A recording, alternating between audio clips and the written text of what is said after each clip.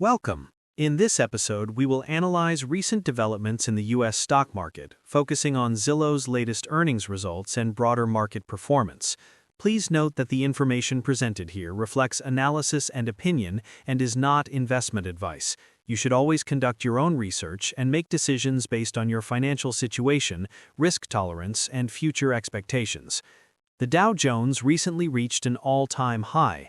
Looking at the broader indices, the S&P 500 is down 1% for the month, but up 6% over 6 months and up 13% for the year. The Nasdaq is down 4% for the month, up 4% over 6 months, and up 15% for the year. Overall, the major indices have not experienced a significant correction. However, many individual stocks, particularly small-cap software companies, have declined sharply. There appears to be a bear market in parts of the software sector, but this has not significantly impacted the major indices such as the Dow Jones, S&P 500, or Nasdaq. Large-cap companies have generally held their levels, with the exception of some weakness in companies like Amazon and Microsoft, while others such as Google, Tesla, and Nvidia are maintaining their levels. From a strategic perspective, portfolio construction plays a key role in managing volatility. A structure that emphasizes a larger allocation to ETFs, followed by large-cap stocks and a smaller allocation to small-cap stocks, can help reduce overall portfolio risk. For example, a structure of 50% ETFs, 30% large-cap stocks, and 20% small-cap stocks limits the impact of sharp declines in small-cap software names. Small-cap exposure should not be large enough to significantly damage the entire portfolio. The relative stability of the indices demonstrates how diversified exposure can help mitigate sector-specific downturns. Turning to Zillow, the stock experienced a significant drop following its earnings release. The price declined from 52 to 44, approximately a 17% drop, with about a 14% decline in a single day. Despite this sharp movement, the company's quarterly results were strong. Revenue increased by 18%, exceeding expectations. Adjusted earnings per share rose 44%, and adjusted EBITDA increased by 33%, both strong double-digit growth rates. For the full year, revenue rose 16%. Rental revenue through Zillow's platform grew by 45%, mortgage revenue rose by 39%, housing sales increased by 8% despite a slower housing market environment. Total sales rose by 11%, monthly unique users increased by 8%, and total visitors rose by 2%. Multifamily property revenue increased by 44%.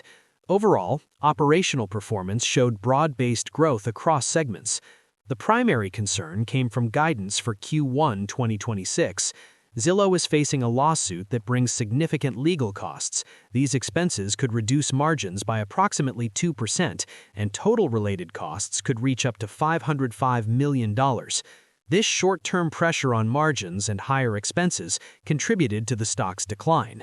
However, these legal costs are expected to affect only the first quarter and are not projected to impact the entire year or future years in the same way.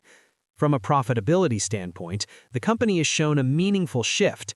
In 2021, Zillow reported a loss of $528 million, followed by losses of $100 million, $158 million, and $112 million in subsequent years. In 2025, the company reported a profit of $23 million for the first time in several years. Moving from consistent losses to profitability is a significant development.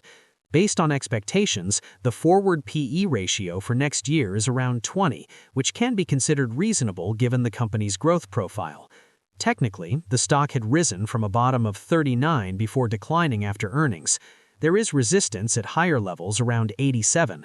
At the current level of 44, the stock could potentially revisit the 30s, especially if volatility continues.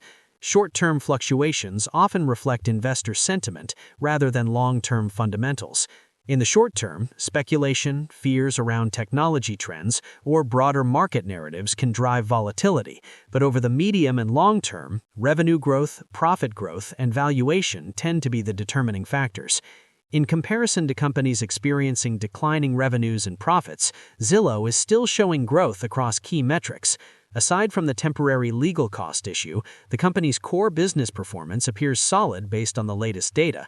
If you would like to stay updated with the latest U.S. stock market analysis and company breakdowns, make sure to subscribe to the channel so you don't miss any upcoming updates.